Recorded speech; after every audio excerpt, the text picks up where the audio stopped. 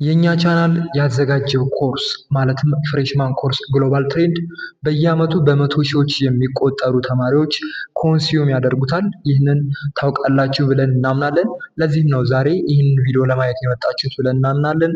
ዛሬ ፍሬሽማን ኮርስ ግሎባል ትሬንድ ሶስተኛ ቻፕተርን እንጀምራለን። ከዚህ በፊት የነበሩት ቻፕተር 1 ቻፕተር 2 በመቶ ሺዎች የሚቆጠሩ ተማሪዎች አይተውልናል። ስላያችሁልንም እናመሰግናለን ማለት ነው።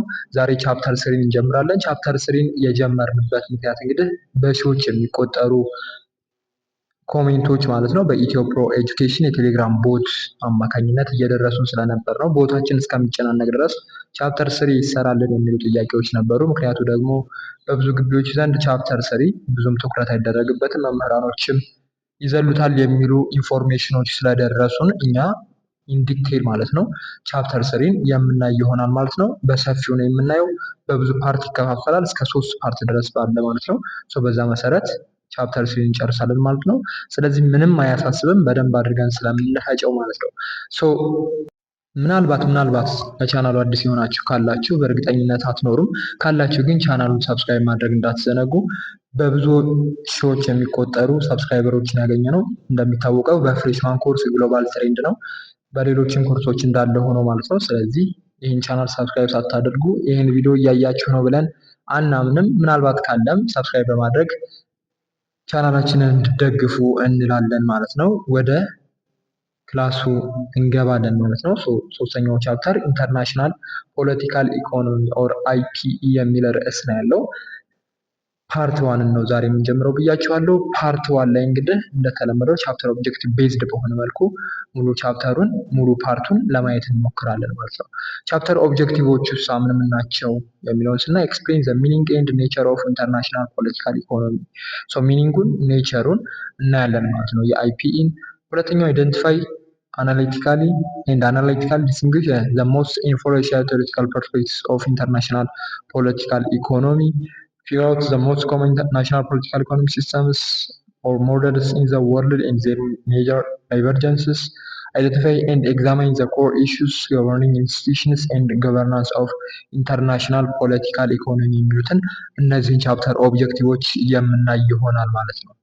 ከዚህ በፊት በነበረው ቪዲዮአችን ማለትም ቻፕተር 2 ላይ አትዘግይ የሚል ኮሜንት አይተናል እና አሁን ለመፍጠን ሞክራለሁ። ነገር ግን የዛለት የዘገየሁት አንደኛ ቻፕተር 1ን ስንሰራ እየፈጠናችሁ ነው የሚሉ ኮሜንቶች ነበሩ። ቻፕተር 2 ላይ ደግሞ እየዘገያችሁ ነው የሚሉ እንዴት አድርገን ሚዲየም አድርገን መስራት እንደምንችል አላወቅንም። እስኪ እንሞክራለን በዚህ ማለት ነው። ወደ ክላሱ እንገባለን። የመጀመሪያው የምናየው ምንድነው? ቻፕተር ኦብጀክቲቭ ሚኒንግ ኤንድ ኔቸር ኦፍ ኢንተርናሽናል ፖለቲካል ኢኮኖሚ የሚለውን ኮንተንት ወይም ሰብ ኮንተንት እናያለን ማለት ነው። ቢፎር ዲፋይኒንግ ዘ ኮንሰፕት ኦፍ ኢንተርናሽናል ፖለቲካል ኢኮኖሚ ዚስ ቲንግስ መስት ቢ ኮንሲደርድ ማለት ነው። መጀመሪያ የዓለም አቀፍ ፖለቲካ ወይም ደግሞ ኢንተርናሽናል ፖለቲካል ኢኮኖሚ ጽንሰ ሀሳብ ከመግለጻችን በፊት ኮንሲደር ማድረግ ያሉብን ነገሮች አሉ ማለት ነው። የመጀመሪያው the first one there is no universal agreement on how international political economy should be defined።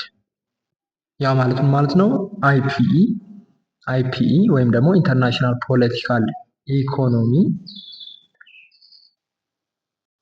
እንዴት መተርጎም እንዳለበት ዓለም አቀፋዊ ስምምነት የለም። የመጀመሪያው ማለት ነው ዓለም አቀፍ የሆነ ስምምነት የለም ወይ ደግሞ ዩኒቨርሳል አግሪመንት የለም። የተለያዩ ምሁራን እንዳመለካከታቸው ማለት ነው። ለምሳሌ ሊበራሎች፣ ማርክሲስቶች ኦር ናሽናሊስቶች የራሳቸው የሆነ የሚተረጉሙበት መንገድ አለ ማለት ነው። በዛ ምክንያት ዩኒቨርሳል የሆነ አግሪመንት የለም ማለት ነው። አንዳንዶች ትኩረታቸው በመንግስታት ላይ ሊሆን ይችላል። አንዳንዶች ደግሞ በገበያው ላይ ወር ደግሞ በማህበረሰቡ ላይ ሊሆን ይችላል። በመሆኑም ሁሉም የሚቀበለው አንድ ትርጓሜ የለም ማለት ነው። እሱን ኮንሲደር እናደርጋለን ኢንተርናሽናል ፖለቲካል ኢኮኖሚን ዲፋይን ከማድረጋችን በፊት ማለት ነው። በተለያየ አውድ ዲፋይን ሊደረግ ይችላል ማለት ነው። ያዙ። ሁለተኛው second definitions are important because it is the definitions that tell us what to include in our analysis and what to leave out። ዴፊኒሽኖች ደግሞ አስፈላጊ ናቸው። ዩኒቨርሳል የሆነ አግሪመንት ባይኖርም ዴፊኒሽኖች ያስፈልጋሉ ወይም ደግሞ ትርጉሞች አስፈላጊ የሆኑ ነገሮች ናቸው አይደለ? ምክንያቱም በትንታኔዎች ውስጥ ምን መካተት እንዳለበት ምን መውጣት እንዳለበት የሚነግሩን ምንድን ናቸው? ትርጓሜዎች ኦር ዳፊኔሽኖች ስለሆኑ ማለት ነው። ሶ ዲፋይን መደረግ አለበት ማለት ነው። ነገር ግን በተለያየ አውድ ዲፋይን ሊደረግ ይችላል። ማንን ነው? ኢንተርናሽናል ፖለቲካል ኢኮኖሚ ማለት ነው። ሶ የምንሰጠው ትርጓሜ የጥናታችንን ወሰን ይወስናል ማለት ነው። ትርጓሜው ጠባብ ከሆነ የተወሰኑ ጉዳዮችን ብቻ ነው የምናየው። እንዲሁም ደግሞ ሰፊ ከሆነ ደግሞ የተለያዩ ማህበራዊ፣ ፖለቲካዊ የሆኑ ጉዳዮችን እንድንመረምር ይረዳናል ማለት ነው። ሶ በተለያየ አውድ ሊተረጎም ይገባል ማለት ነው። ሶ እነዚህን ሁለት ነገሮች ልትይዙ ይገባል ማለት ነው። የጋራ የሆነ ዴፊኒሽን የለም። ሁለተኛው ደግሞ ዲፋይን መደረግ አለበት ነው። በቃ ኢንተርናሽናል ፖለቲካል ኢኮኖሚ ማለት ነው። ሶ the two key actors in the description of international political economy or IPR states and markets also the relationship between the two is often antagonistic። ያ ማለት ምን ማለት ነው? በአይፒኢ ውስጥ ማለትም በአይፒኢ ውይይት ውስጥ ሁለቱ ዋና ዋና ተዋናዮች አሉ ማለት ነው። የመጀመሪያው ስቴቶች ኦር መንግስታት ናቸው። ሌላኛዎቹ ደግሞ ገበያው ኦር ማርኬቱ ነው ማለት ነው። በሁለቱ መካከል ያለው ግንኙነት ብዙ ተቃርኖ የበዛበት ነው ማለት ነው። ለምንድን? እንደምታውቁት መንግስት በፖለቲካ ኃይልና በህዝብ ደህንነት ላይ ያተኩራል አይደለ? በህዝብ ደህንነት ላይ ያተኩራል፣ እንዲሁም ደግሞ በፖለቲካ ኃይል ላይ ያተኩራል። ገበያዎቹ ደግሞ በምን ላይ ነው የሚያተኩሩት? በትርፍና በውጤታማነት ላይ ነው የሚያተኩሩት ማለት ነው። ሁለቱ ይጋጫሉ ነው እያለ ያለው አይደለ? ይሄ ነገር እንዴት? መንግስት ገበያውን ለመቆጣጠር ይሞክራል አይደል? ገበያው ደግሞ ከመንግስት ቁጥጥር ነፃ ለመሆን ይጥራል። በዛ መካከል ምን ይፈጠራል? የጥቅም ግጭት ኦር አለመግባባት ይፈጠራል። ለምሳሌ ልንገራችሁ። ለምሳሌ ጥቁር ገበያ ዶላር ለምሳሌ አይታችሁ ከሆነ በጥቁር ገበያ በጣም ውድ ነው። መንግስት ደግሞ ርካሽ ለማድረግ ያንን ነገር ይሞክራል። በዛ መካከል ያለው ግጭት ነው ማለት ነው። በአይፒዩ ኦር ደግሞ በኢንተርናሽናል ፖለቲካል ኢኮኖሚ ውስጥ ሁለት ተዋናዮች አሉ ያልነው ማለት ነው። ስለዚህ ምን ማለት ነው? መንግስት ገበያውን ለመቆጣጠር ምን ያደርጋል? የራሱን የሆነ እርምጃ ይወስዳል። ጥቁር ገበያ ወሰደ፣ እሱም የራሱን እርምጃ ይወስዳል። እነሱ ለምሳሌ መንግስት ዶላር መግዣ ኦር መሸጫውን ከፍ ሲያደርግ እነዚህኞቹም በጣም ይጨምሩታል። ለምንድን ነው? እየተፎካከሩ ነው፣ እርስ በርስ ፉክክር አለ።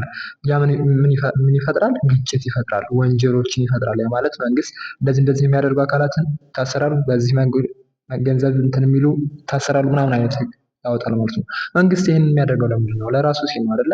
የራሱን ፖለቲካዊ ምንድን ለማስጠበቅ፣ መሪነት ለማስጠበቅ ሊሆን ይችላል። በህዝቡ ዘንድ ተቀባይነትን ለማግኘት ሊሆን ይችላል። ምክንያቱም ዶላር ጨመረ ማለት ህዝቡ የኑሮ ውድነቱ ይጨምርበታል። እሱን ለማስጠበቅ የመንግስት መንበርን ለማስጠበቅ መንግስት የራሱ መንበር ለማስጠበቅ ከገበያው ጋር በደንብ ይፎካከራል፣ በደንብ ለመቆጣጠር ይሞክራል ማለት ነው። በዛ መሀል ምን ይፈጠራል ማለት ነው? ግጭት ኦር የጥቅም ግጭት፣ አለመግባባት ይፈጠራል ማለት ነው። ሁለቱ የኢንተርናሽናል ፖለቲካል ኢኮኖሚ ተዋናያኖች መንግስታትና ማርኬቱ ገበያው ነው ማለት ነው። እንደገባቸው አይሆፕ። በጣም ጊዜ እየፈጀን ነው። ሌላኛው ዴፊኒሽንስ መስት ኖት ሚስ ዚስ ፖይንትስ። መጀመሪያው ዴፊኒሽኑ ማለትም ኢንተርናሽናል ፖለቲካል ኢኮኖሚ ዴፊኒሽን እነዚህን ፖይንቶች መጣስ የለበትም፣ ወይም ደግሞ እነዚህን ትርጓሜዎች መሳት የለበትም። የመጀመሪያው ፖለቲካል ሶሳይቲ ኢዝ ኖት ሶሊሊ ሪፕሬዘንትድ ባይ ዘ ስቴት ኢን ወርልድ ፖለቲክስ። በዓለም ፖለቲካ ውስጥ ፖለቲካዊ ማህበረሰብ በመንግስት ብቻ አይወከልም። ከሀገር መሪዎችና ከመንግስት ተቋማት ባለፈ ሌሎች ማህበራዊ ድርጅቶች፣ ሲቪክ ማህበራት፣ ህዝባዊ ንቅናቄዎች በዓለም ፖለቲካ ላይ ከፍተኛ የሆነ ምን አላቸው ማለት ነው? ተጽዕኖ አላቸው ማለት ነው። there are even more powerful non-state actors in global politics such as transnational corporations, multinational corporations ይገኛሉ ማለት ነው። በዓለም አቀፍ ፖለቲካ ውስጥ አንድ ድንበር ተሻጋሪ ኮርፖሬሽኖች ይኖራሉ። አንድ ስል እንደ ጉግል፣ አፕል ያሉ እንዲሁም ደግሞ ቶዮታ ያሉ ግዙፍ ኩባንያዎችን ያጠቃልላል እሱ ማለት ነው። እነሱ ከፍተኛ የሆነ የኢኮኖሚ አቅም አላቸው አይደል? የሀገራትን ፖሊሲ እና የንግድ ስርዓትን የመቀየር ትልቅ ጉልበት አላቸው ማለት ነው። ኢቨን ቲክቶክ ራሱ አሁን ሌላ ታሪክ ገብቷል አይደለ? ሶ ጀስት ላይክ ዛት ማለት ነው። ሶ በኢንተርናሽናል ፖለቲካል ኢኮኖሚ ውስጥ እነዚህን ተዋናያኖች ከግምት ውስጥ ማስገባት ያስፈልጋል ማለት ነው። ሶ በፖለቲካል ሶሳይቲው ብቻ ያ ነገር አይወሰንም ማለት ነው። ያ ማለት ፖለቲካዊ ማህበረሰቡ በመንግስት ብቻ አይወከልም ማለት ነው። ሶ the two containing definition of international political economy ሁለት የኢንተርናሽናል ፖለቲካል ኢኮኖሚ ትርጓሜዎችን እናያለን። የመጀመሪያው ስቴት ሴንተር ዴፊኒሽን ኦፍ ኢንተርናሽናል ፖለቲካል ኢኮኖሚ ነው። ያ ማለት በመንግስት ላይ ያተኮረ የኢንተርናሽናል ፖለቲካ ኢኮኖሚ ነው ማለት ነው። ይህ እይታ ምንድነው? መንግስታትን የዓለም ፖለቲካ ዋና ዋና ተዋናዮች አድርጎ ነው የሚመለከተው ማለት ነው። በዚህ ትርጓሜ መሰረት ኢንተርናሽናል ፖለቲካ ኢኮኖሚ ማለት በመንግስታት መካከል ያለው የፖለቲካ ግንኙነት፣ በኢኮኖሚ ላይ ያለው ተጽዕኖ እንዲሁም ሌሎች ነገሮችንም የሚያጠና ነው ማለት ነው። የስቴት ሴንተር ዴፊኒሽን ኦፍ ኢንተርናሽናል ፖለቲካል ኢኮኖሚ ኦር ስቴት ሴንተር ዴፊኒሽን ኦፍ አይፒኢ ዋነኛ ትኩረቱ ብሔራዊ ጥቅም ላይ እና ሉዓላዊነት ላይ ነው ማለት ነው። ሁለተኛው ማርክሲስት ዴፊኒሽን ኦፍ ኢንተርናሽናል ፖለቲካል ኢኮኖሚ ነው ማለት ነው። የሁለተኛው ፎከስ ኦን ሶሻል ክላስ ቤዝድ ዴፊኒሽን ኦን ኢንተርናሽናል ፖለቲካል ኢኮኖሚ because the state for Marxists is an appendage nothing more than the instrument of the dominant classes and hence it is not considered as relevant in the definition ማለት ነው። ትርጓሜው ምንድነው መሰላችሁ? ይህ ምንድነው? ማርክሲስት ፎከስ የሚያደርገው ኦር የሚያተኩረው ምኑ ላይ ነው? ሶሻል ክላስ ኦር ማህበራዊ መደቡ ላይ ነው ማለት ነው የሚያተኩረው። ማህበራዊ መደብ ላይ ነው የሚያተኩረው ኦር ሶሻል ክላሱ ላይ ነው የሚያተኩረው ማለት ነው። ምክንያቱም ምን መሰላችሁ? ማርክሲስቶች መንግስት የገዢ መደብ መጠቀሚያ ኦር ደግሞ መሳሪያ ነው ብለው ስለሚያስቡ ነው ማለት ነው። ማርክሲስቶች ዓለምን የሚያዩት በመንግስታት መካከል በሚደረግ ግንኙነት አይደለም ማለት ነው። በሀብታሙ ኦር ገዢ እንዲሁም ደግሞ ድሃ ሰራተኛ መደቦች መካከል ባለው ምንድነው ማለት ነው? ትግል ነው ማለት ነው። ለእነሱ መንግስት ራሱን የቻለ ተቋም ሳይሆን የሀብታሞችን ጥቅም የሚያስጠብቅ መሳሪያ ነው ማለት ነው። ስለዚህ ኢንተርናሽናል ፖለቲካል ኢኮኖሚ ሲተረጉሙ ትኩረታቸው በምን ላይ ነው? በክላሱ ላይ ወይ ደግሞ በክላስ መካከል ባለው የሀብት ክፍፍልና ብዝበዛ ላይ ነው ማለት ነው። በሀብታሙና በድሃው ኦር በገዢውና በሰራተኛው ላይ ያተኮረ ነው ማለት ነው። there is also other significant limitation in defining the concept of international political economy which stems from the use of the term international in the concept. ሌላው እንግዲህ እንደ ትልቅ እንቅፋት የሆነው ኢንተርናሽናል የሚለው ቃል ነው። ወይም ደግሞ ኢንተርናሽናል የሚለውን ቃል የምንጠቀምበት መንገድ ዓለም አቀፋዊነት ማለት ነው። international applies only the relation between and among sovereign states. ኢንተርናሽናል የሚለው ቃል የሚያገለግለው በሉዓላዊነት ባሉ መንግስታት መካከል ያለውን ግንኙነት ለመግለጽ ብቻ ነው ማለት ነው የሚያገለግለው። ኢንተርናሽናል ኢንተር እና ናሽናል የሚሉ ሁለት ቃላቶች ናቸው አይደለ? በሀገራት መካከል የሚል ትርጉም ነው ያለው ኢንተር ኤንድ ናሽናል የሚለው ስለሆነ ይሄ ደግሞ ትኩረቱ መንግስታት ላይ ብቻ ያደርገዋል ማለት ነው። ነገር ግን የዛሬው ዓለም ከመንግስታት ግንኙነት በላይ ሰፊ ሆኗል አይደለ? ሰዎች ሀብታሞች ከሌላ ሀገር ሀብታም ጋር በቀላሉ ግንኙነት መፍጠር ይችላሉ ያለምንም የመንግስት ተጽዕኖ ማለት ነው አይደል? ከዚያ ሰፍቷል። በሀገራት መካከል ያለ ግንኙነት ሳይሆን ኢንተርናሽናል ፖለቲካል ኢኮኖሚ ግሎባላይዝድ ሆኗል ማለት ነው። However, great deal of economic activities that occurs in the world today is conducted and sometimes controlled by non-state actors in ways that transcend national boundaries. ይቅርታ እንግዲህ በጣም የምንሰራበት ማይክ ባትሪ እየዘጋ ትንሽ የድምፅ ከፍ ማለት ዝቅ ማለት ሊፈጠር ይችላል። ከወዲሁ ይቅርታ እንጠይቃለን። አሁን ወደ ክላሱ ስመለስ አሁን ላይ እንግዲህ ማለትም በዚህ ዘመን በዓለም ላይ የሚከናወኑ በርካታ የኢኮኖሚ እንቅስቃሴዎች የሀገርን ድንበር በሚሻገር መልኩ ባልሆኑ ተዋናዮች የሚመሩና አንዳንዴም የሚቆጣጠሩ ሆነዋል አይደለ? ግለሰቦች ፖለቲካውን፣ ኢኮኖሚውን እየተቆጣጠሩ ነው። የዓለም ኢኮኖሚን በአሁኑ ጊዜ መንግስታት ብቻ አይወስኑም ማለት ነው። ግዙፍ ኩባንያዎች፣ ዓለም አቀፍ ባንኮች፣ የንግድ ድርጅቶች ከሀገር ድንበር በላይ በሆነ መልኩ ገንዘብን፣ ምርትን ያንቀሳቅሳሉ ማለት ነው። እነዚህ ሀገራት ከመንግስታት ቁጥጥር ውጭ ሊሆኑ ስለሚችሉ ኢንተርናሽናል የሚለው ቃል ብቻውን የዛሬውን የዓለም ኢኮኖሚ ሁኔታን ለመግለጽ በቂ አይሆንም ማለት ነው አይደለ? ብዙዎች አሁን ላይ ማለት ነው ግሎባል ፖለቲካል ኢኮኖሚ የሚለውን ስም ይመርጣሉ ማለት ነው ከኢንተርናሽናል ፖለቲካል ኢኮኖሚ ባሻገር። ምክንያቱም ኢንተርናሽናል ፖለቲካል ኢኮኖሚ ቅድም እንዳልኳችሁ ኢንተር ኤንድ ናሽናል በሀገራት መካከል ያለውን ፖለቲካል ኢኮኖሚ ነው የሚገልጸው። ግሎባል ፖለቲካል ኢኮኖሚ ሲሆን ግን ዓለም አቀፍ ግለሰቦችን፣ ኩባንያዎችን ያቀፈ ይሆናል ብለው ስለሚያምኑ ብዙዎች ግሎባል ፖለቲካል ኢኮኖሚ የሚለውን ነው የሚገልጹ ማለት ነው። በዓለም ላይ ያለውን የኢኮኖሚ ሁኔታ ለመግለጽ ማለት ነው። due to this trend in today's political economy, international political economy's definition is getting ever wider and bend in content and even the name of the field is changing from international political economy to global political economy ማለት ነው። በእነዚህ ምክንያቶች ከኢንተርናሽናል ፖለቲካል ኢኮኖሚ ወደ ግሎባል ፖለቲካል ኢኮኖሚ እየተቀየረ ነው ማለት ነው እንዳልኳችሁ ማለት ነው። ኢንተርናሽናል የሚለው ቃል በመንግስታት መካከል ያለውን ግንኙነት ብቻ የሚገልጽ ነው አልኳችሁ።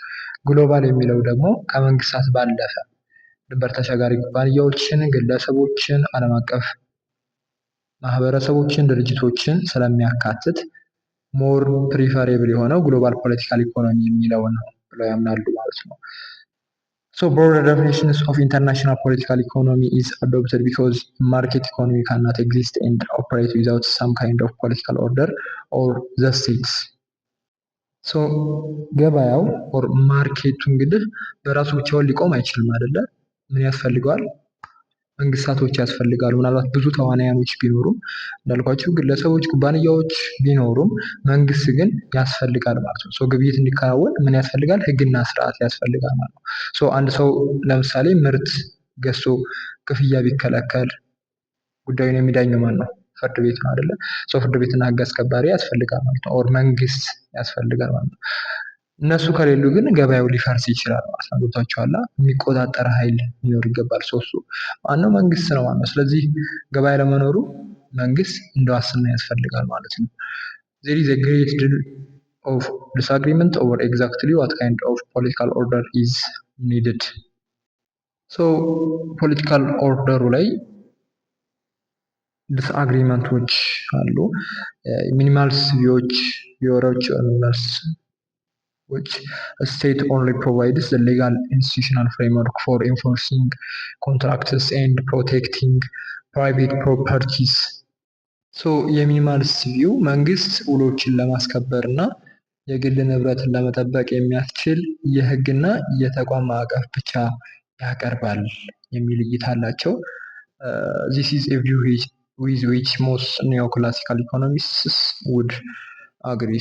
ይህ እንግዲህ አብዛኛዎቹ የኒዮ ክላሲካል ኢኮኖሚስቶች የሚስማሙበት እይታ ነው ማለት ነው። ይህ እይታ መንግስት እጁን ከኢኮኖሚው ያውጣ ነው የሚሉት ማለት ነው። የሚባል ሲዎች መንግስት ማድረግ ያለበት ዳኛ መሆን ብቻ ነው። ገብቷችኋል? መዳኘት ምናልባት በመስጠትና በመቀበል ላይ ያለውን ነገር መዳኘት ነው የሚያስፈልገው። በንግዱ ውስጥ መግባት የለበትም የሚል ቪው ነው ያላቸው ማለት ነው። ለምሳሌ መንግስት ፋብሪካ አይገነባም ወይ ደግሞ ዋጋ አይወስንም አይደለ? ነገር ግን ሌባ እንዳይሰርቅ ይጠብቃል። የንግዱ ውል ደግሞ እንዳይጣስ ወይ ደግሞ የጣሰ ካለ ይቀጣል ማለት ነው። ይሄ ነው ሊሆን የሚገባው የመንግስት ስራ ኦር ተግባር የሚል እይታ አላቸው ማለት ነው። ዩኒቨርሲቲዎች others view states play an active and direct role in a much wider range of economic activity. ሌሎች ደግሞ እንግዲህ ከሚኒማልስ ቪው በተቃራኒ ደግሞ መንግስት በሰፊው የኢኮኖሚ እንቅስቃሴዎች ውስጥ ንቁና ቀጥተኛ ሚና ይጫወታል የሚል እይታ አላቸው ማለት ነው። እነዚህ እይታዎች መንግስት በኢኮኖሚ ውስጥ ጣልቃ ገብቶ ሀብት ማከፋፈል፣ ስራ መፍጠርና ኢንዱስትሪዎችን መምራት አለበት ብለው ያምናሉ ማለት ነው። የትኞቹ ናቸው ረዳቱ ትክክል?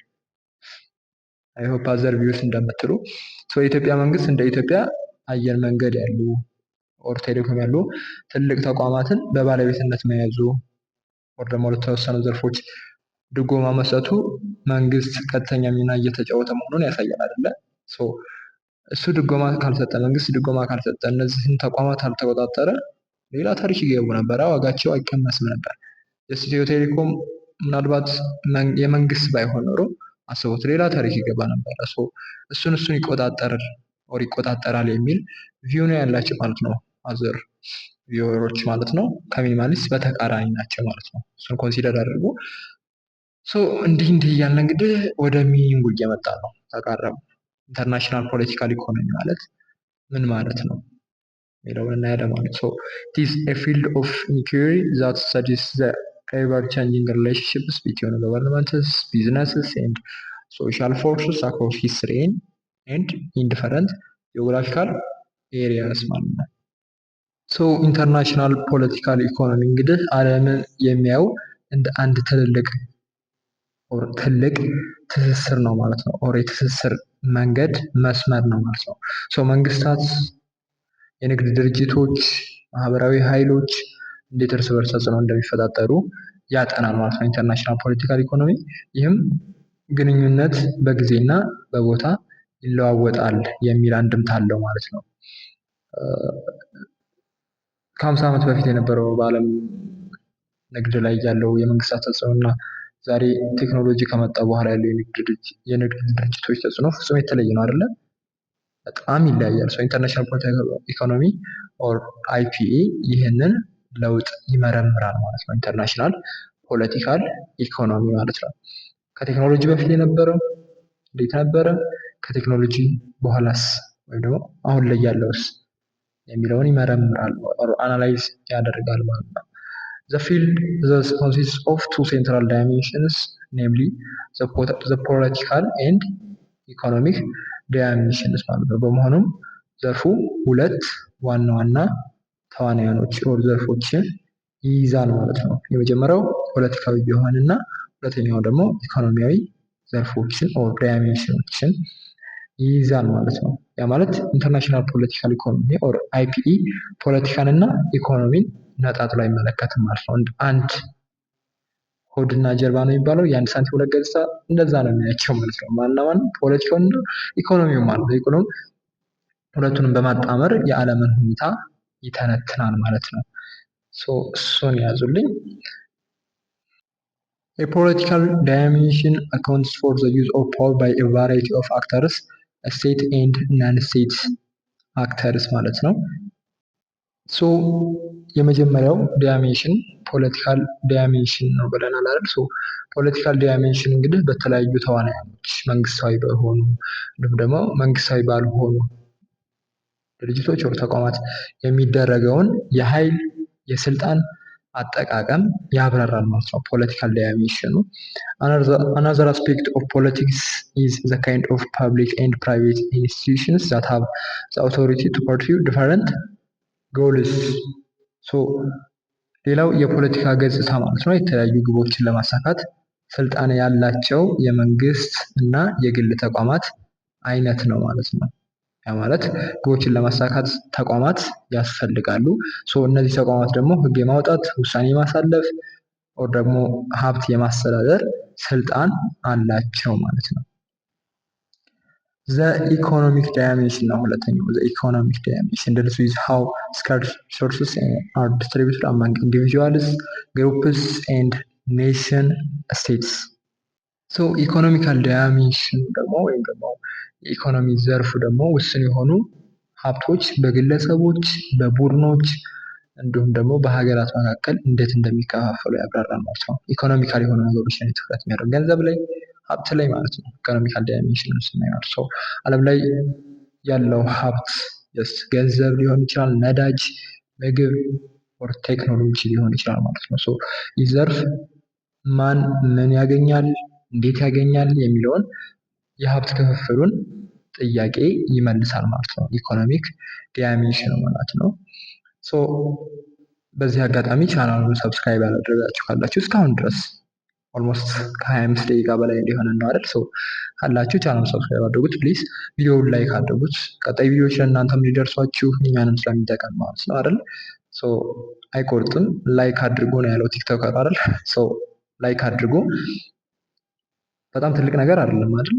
ቲክቶክ ላይ የ5-10 ሰከንድ ቪዲዮ አይደል ላይክ የምታደርጉት? 25 ደቂቃ ደግሞ እየለፋኝ ነው። እየለፋን ነው። ኤዲተሮቻችንም ስላሉ ቻናሉ ሰብስክራይብ አድርጉ ፕሊዝ። ቪዲዮውን ላይክ አድርጉት። The market can also be thought of as a driving force that shapes human behavior. ገበያው የሰውን ልጅ ባህሪ የሚቀርጽ ኃይል ኦር ፎርስ ተደርጎ ሊወሰድ ይችላል ማለት ነው። ሰዎች ውሳኔ ሲያሳልፉ በገበያው ዋጋ እና በትርፍ ላይ ተመስርተው ነው ማለት ነው። ገበያው ሰዎች ምን መማር እንዳለባቸው፣ ምን መግዛት እንዳለባቸው እንዲሁም ደግሞ የት መስራት እንዳለባቸው ተጽዕኖ ያደርጋል ማለት ነው። ኤግዛምፕል በዓለም ገበያ ላይ የቡና ዋጋ ቢጨምር ገበሬዎች ምን ያደርጋሉ? ሌላ ሰብል ሰው ምን ያመርታሉ? ቡና ይተክላሉ ማለት ነው። እዚህ ጋር የሰዎቹን ባህሪ ውሳኔ የቀየረው ምኑ ነው? ማርኬቱ ነው አይደለ? የሆነ ነገር ሲወደድ ገበሬው ማለት ነው አርሶ አደሩ እዛ ላይ ያተኩራል። እዛ ላይ ማምረት ይጀምራል። ገበያው ኢፌክት አለው ማለት ነው። However, in what ways are politics and economics intertwined? How are the political and the economic linked?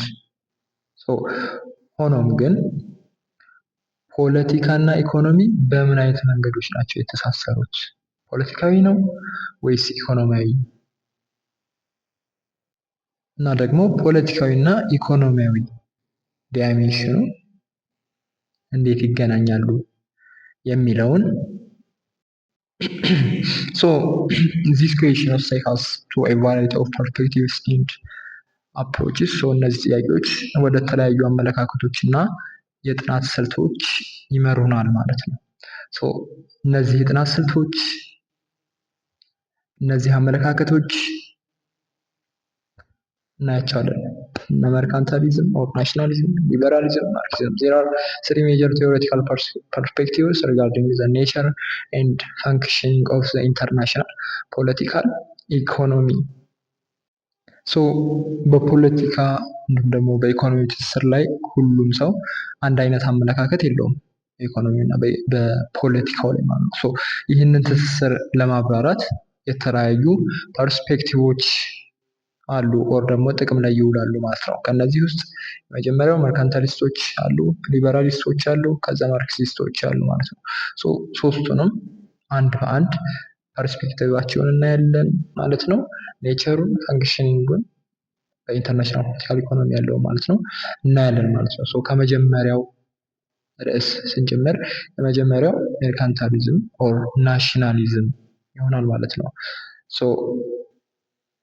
It is also known as an economic nationalism. በደንብ ያዙ። ይህ ጥያቄ ሊመጣ ይችላል። It is also known as mercantilism or nationalism, economic nationalism or ደግሞ የኢኮኖሚ ብሔርተኞች ተብለው ይታወቃሉ ማለት ነው። mercantilism is the oldest of the three የሆነው ፐርስፔክቲቭ ነው። dating back as early as the 16th century, perhaps even earlier. አመጣጡ ከ16 እስከ 16ኛው መቶ ክፍለ ዘመን ምናልባትም ደግሞ ከዚያ በፊት ይደርሳል ማለት ነው። ከ15ኛው ክፍለ ዘመን እስከ 17ኛው ክፍለ ዘመን መጨረሻ ድረስ በአውሮፓ ውስጥ ከፍተኛ ተጽዕኖ ነበረው ማለት ነው ሜርካንታሊዝም። Friedrich is the intellectual father of the mercantilist thought. የሜርካንታሊዝም አስተሳሰብ መስራች ፍሬድሪክ ሊስት ነው። ያዙ፣ እሱንም ኤግዛም ላይ ይመጣል። It is also known as an economic nationalism ብለናል ሜርካንታሊዝም። ሌላው ደግሞ the father of mercantilism is ፍሬድሪክ ሊስት ማለት ነው። state centric approaches to political economy ወይም ደግሞ በመንግስት ላይ ያተኮረ አፕሮች an economic philosophy that takes the state to be the most significant economic actors, highlighting the extent to which economic relations are determined by political power. መንግስትን ዋነኛው የኢኮኖሚ ተዋናይ አድርጎ የሚመለከት የኢኮኖሚ ፍልስፍና ነው ማለት ነው ማርክሲስት ይቅርታ መርካንታሊዝም ማለት ነው። ይህም የኢኮኖሚ ግንኙነቶች በፖለቲካዊ ስልጣን ምን ያህል እንደሚወሰኑ ያጎላል ማለት ነው። እንደ መንግስት ወይም ደግሞ እንደ ስቴት ያሉ ተዋናያኖች በኢኮኖሚ ውስጥ ዋነኛ የሆነ ሚና አላቸው ይላል ማለት ነው ሜርካንታሊስት። and also defends a strong and pervasive role of the state in the economy, both in domestic and international trade, investment and ፋይናንስ ማለት ነው። በሀገር ውስጥም ሆነ በዓለም አቀፍ ንግድ ኢንቨስትመንት እና ፋይናንስ ውስጥ መንግስት ጠንካራና ሰፊ ሚና እንዲኖረው ይሟገታል ማለት ነው። መንግስት የሀገር ውስጥ ምርቶችን ለማበረታታት እንግዲህ ከውጭ የሚገቡ ተወዳዳሪ የሆኑ ምርቶች ላይ ከፍተኛ ቀረጥ መጣሉ የመንግስትን ሰፊ ሚና ያሳያል ማለት ነው። ሜርካንታሊስቶች ስቴትስ አር ሃይሊ ኢንተርቬንሽኒስት ይላል ማለት ነው። ማለት መንግስታት በከፍተኛ ሁኔታ በኢኮኖሚ ውስጥ ጣልቃ የሚገቡ ናቸው ይላል ማለት ነው። ናሽናል ፓወር ኤንድ ዌልዝ ዌር ታይትሊ ኮኔክትድ፣ ብሔራዊ ኃይል ኦር ስልጣን እንዲሁም ሀብት በጥብቅ የተሳሰሩ ናቸው ማለት አንድ ሀገር ጠንካራ ፖለቲካዊ ኃይል እንዲኖራት የግድ ያስፈልጋታል ሀብት ያስፈልጋታል ወይም ደግሞ ሀብታም መሆን አለባት። አሜሪካ እና እንግሊዝ አውሮፓ ሀገራቶች ማለት ነው ጠንካራ የሆነ የፖለቲካ ኃይል ያላቸው ለምን ይመስላቸዋል? ሀብታም ስለሆኑ የፈለጉትን ውሳኔ መወሰን ይችላሉ። ሀብታም ናቸዋ። ገብቷቸዋል። ሀብት ዋነኛው ነገር ነው ለፖለቲካል ፓወር ማለት ነው። ናሽናል or state power in the international state system derived in large part from wealth, and wealth in turn is required to accumulate power ማለት ነው። በዓለም አቀፍ የመንግስታት ስርዓት ውስጥ የሀገር የመንግስት ኃይል በአብዛኛው የሚመነጨው ከምንድን ነው ማለት ነው? ከሀብት ነው ማለት ነው። በምላሹም ኃይልን ለማከማቸት ምን ያስፈልጋል? ሀብት ያስፈልጋል። የጦር መሳሪያዎችን ለመግዛት፣ የጦር መሳሪያዎችን ለመገንባት፣ እንደ ኒውክሌር ያሉ እንትኖችን ለማምረት ኦር ለማከማቸት ምን ያስፈልጋል? ሀብት ገንዘብ ያስፈልጋል ማለት ነው። ኢኮኖሚክ ስትሬንግዝ ኢዝ ኤ ክሪቲካል ኮምፖነንት ኦፍ ናሽናል ፓወር።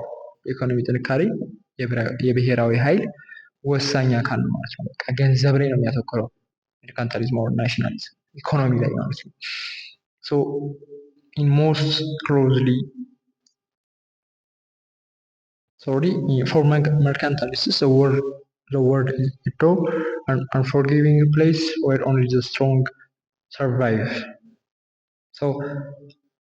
ለሜርካንታሊስቶች ዓለም ከባድና ይቅር ባይነት የሌለባት ብርቱዎች ብቻ የሚያተርፉባት ቦታ ናት ይላሉ ማለት ነው። ዜሮ ሰም ጌም ማለት ነው። ዜሮ ሰም ጌም ማለት ነው። ያ ማለት አንዱ ሲያተርፍ ሌላው የግድ ይከስራል ማለት ነው። እንደዛ ብሎ ነው የሚያምኑት ሜርካንታሊስቶች። ስለዚህ ሀገርህ እንዳትጠፋ ሁልጊዜ ከሌሎች በልጠህ መገኘት አለብህ ብለው ይሞግታሉ ማለት ነው ሜርካንታሊስቶች ኦር ናሽናሊዝም በኢንተርናሽናል ፖለቲካል ኢኮኖሚው ላይ ማለት ነው። in most closely associated with the political philosophy of realism, which focuses on state efforts to accumulate wealth and power to protect society from physical harm or the influence of other states. ማህበረሰቡን ከአካላዊ ጉዳት ወይም ደግሞ ከሌሎች ሀገራት ተጽዕኖ ለመጠበቅ ሲባል መንግስት ሀብትና ኃይልን ለማከማቸት ከሚያደርገው ጥረት ጋር የሚያያዘው ሪያሊዝም ከተባለው የፖለቲካ ፍልስፍና ጋር በቅርብ የተቆራኘ ነው ማለት ነው። ሪያሊስት ናቸው ማለት ነው። Thus, states must pursue a set of economic policies designed to maximize their own wealth, for wealth and power go together like ብሬድ ኤንድ በተር። ሶ ምንድን ነው የሚለን?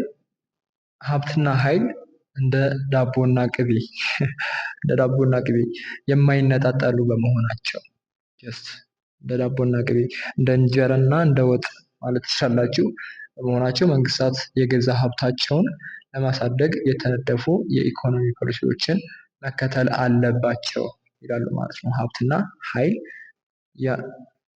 የአንድ ሳንቲም ሁለት ገጽታዎች የሚባሉ አይነት ማለት ነው። ያስፈልጋሉ ማለት ነው። ሀብት ከሌለ ኃይል አይኖርም። ኃይል ከሌለ ሀብት የለም ማለት ነው። እሱ ነው። ኃይል ከሌለ ያቺ ሀገር ደሃ ናት ማለት ነው። እሱን ኮንሲደር አድርጎ ማለት ነው። ሶ their primary goal in the maximization of power and they see economic activity as a vehicle for achieving this end ማለት ነው።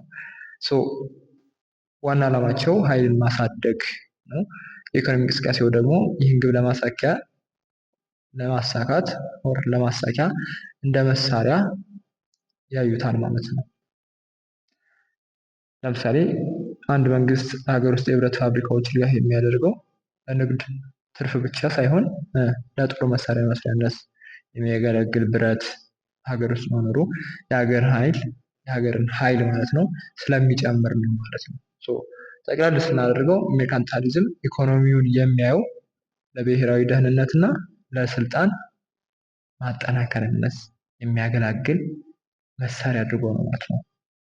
ኢንተርናሽናል ፖለቲካል ኢኮኖሚውን የሚያየው በዚህ መንገድ ነው ማለት ነው። ገንዘብ ኃይል ነው የሚለን ሜርካንታሊዝም ማለት ነው።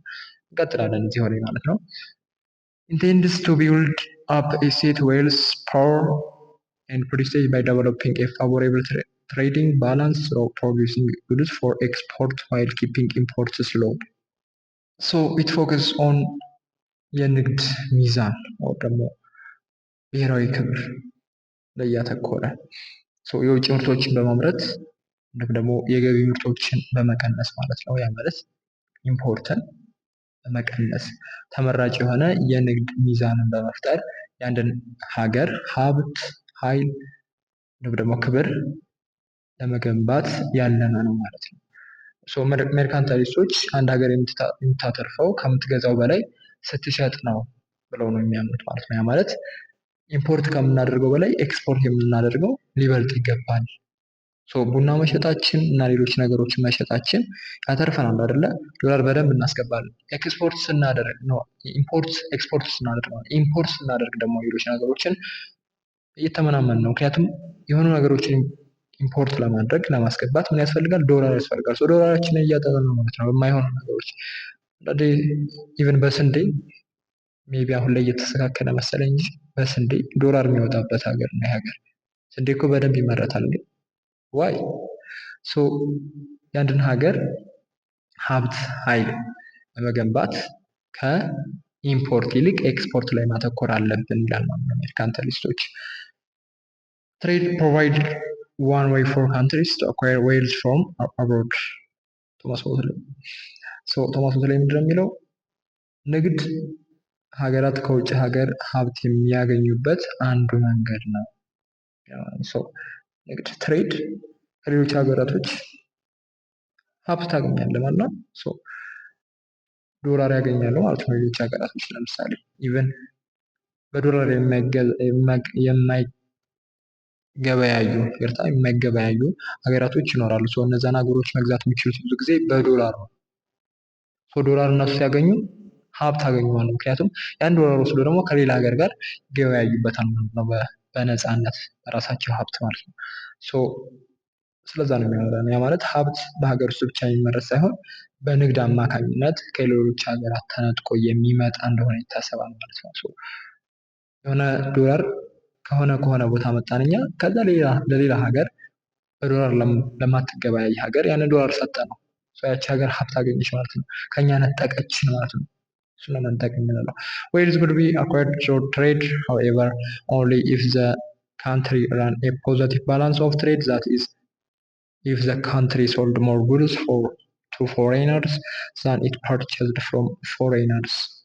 በንግድ አማካኝነት ሀብት ማግኘት የሚቻለው ግን ሀገሪቱ አዎንታዊ የንግድ ሚዛን ካላት ብቻ ነው ማለት ነው። ይህ ማለት ሀገሪቱ ከውጭ ዜጎች ከምትገዛው ይልቅ ለውጭ ዜጎች የምትሸጠው ምርት ሲበልጥ ነው ማለት ነው። ገብቷችኋል? ከምታስገባው ይልቅ የምታስወጣው ሲበልጥ ነው ማለት ነው። ይህ ማለት ትርፋማነት ላይ ያተኮረ ነው ማለት ነው። ሀገሪቱ በገዛች ቁጥር ገንዘቧ ወደ ውጭ ይወጣል አይደለ? በሸጠች ቁጥር ግን ገንዘብ ወደ ውስጥ ታስገባለች ማለት ነው። ስለዚህ ሁሌም ሻጭ መሆንን ትመርጣለች ማለት ነው። ወይ ደግሞ ይመርጣሉ ማለት ነው ሀገራት። እንደዛም ሲሆን ነው ኃይል ሀብት መገንባት የሚቻለው ይላሉ አሜሪካንታሊስቶች። The chief device for doing this was protectionism.